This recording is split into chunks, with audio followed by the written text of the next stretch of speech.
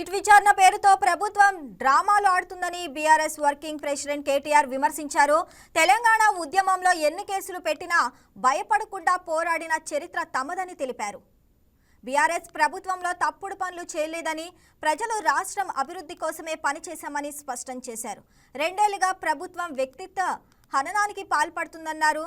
తాను డ్రగ్స్ తీసుకుంటానని, హీరోయిన్లతో సంబంధాలు ఉన్నాయని తప్పుడు ఆరోపణలు చేశారని పేర్కొన్నారు. పుట్టిన మట్టి సాక్షిగా చెప్తున్నా తాను ఎలాంటి తప్పుడు పని చేయలేదని కేటీఆర్ వెల్లడించారు. కూర్చున్న ప్రతి ఒక్కరు, వెనకాల ఉన్న ప్రతి ఒక్కరు కూడా ఆనాడు రాష్ట్ర కేంద్ర ప్రభుత్వాలతో సుదీర్ఘంగా వారు ఎన్ని కేసులు పెట్టినా, ఎన్ని రకాలుగా భయపెట్టే ప్రయత్నం చేసినా భయపడకుండా, వెరవకుండా రాష్ట్రం కోసం పోరాటం చేసిన, రాజీ లేని పోరాటం చేసిన నాయకత్వం మా పార్టీది. రాష్ట్రం వచ్చింది, ఆ తర్వాత ప్రజలు ఆశీర్వదిస్తే మా పార్టీ అధికారంలోకి వచ్చింది, ప్రభుత్వం వచ్చింది. కేసీఆర్ గారి ఆశీర్వాదంతో నాకు మంత్రి పదవిలో పనిచేసే అవకాశం కూడా వచ్చింది.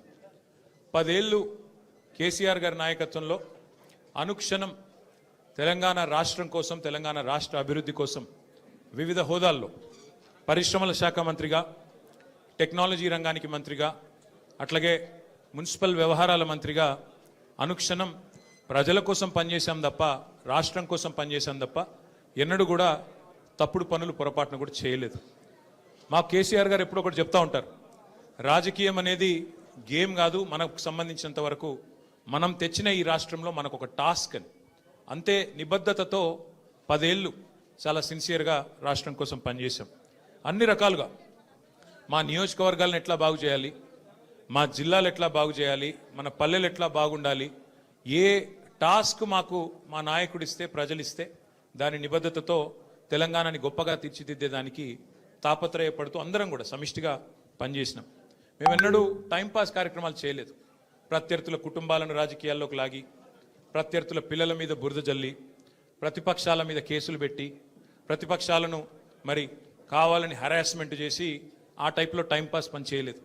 మా నాయకుడు గొప్పతనం ఏంటంటే ఇవ్వని వాగ్దానాలను కూడా నెరవేర్చిన నాయకుడు కేసీఆర్ గారు. మేనిఫెస్టోలో చెప్పని హామీలను, మేనిఫెస్టోలో ఇవ్వని వాగ్దానాలను కూడా నెరవేర్చిన నాయకుడు కేసీఆర్ గారు. ఒక రైతు బంధు అయితేనేమి, ఒక కళ్యాణ లక్ష్మి అయితేనేమి, ఒక కేసీఆర్ కిట్ అయితేనేమి, ఇట్లా చెప్పుకుంటూ పోతే 1, 2 కాదు, ఎన్నో కార్యక్రమాలు మేము మేనిఫెస్టోలో చెప్పలేదు.